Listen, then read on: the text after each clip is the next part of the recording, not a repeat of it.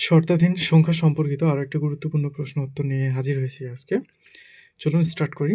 ২ অঙ্ক বিশিষ্ট একটি সংখ্যার অঙ্কদ্বয়ের সমষ্টি হলো ১৫।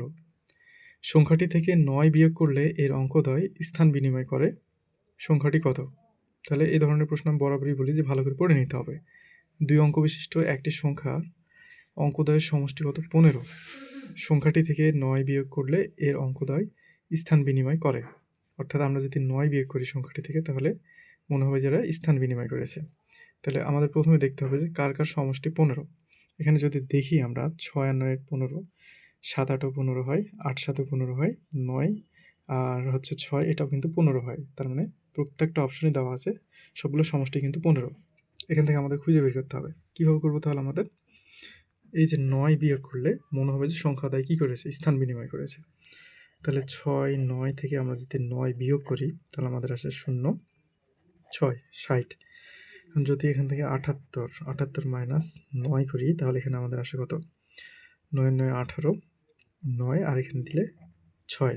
এরপর যদি আমরা করি ৮৭ মাইনাস ৯, তার মানে এখান থেকে যদি বিয়োগ দিই তাহলে আমাদের কত আসে? এখানে আসে ৮ আর এখানে আসে ৭। এটা কিন্তু আমাদের মোটামুটি উত্তর চলে এসছে। কীভাবে উত্তর চলে এসছে দেখেন। এখানে আছে আমাদের কত? ৮৭। এটাই যদি স্থান বিনিময় করে তাহলে কত আসে? ৭৮।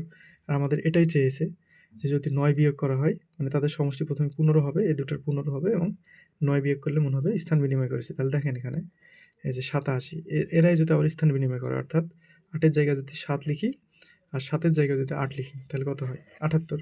তাহলে আমাদের অ্যান্সার হলো ৭৮।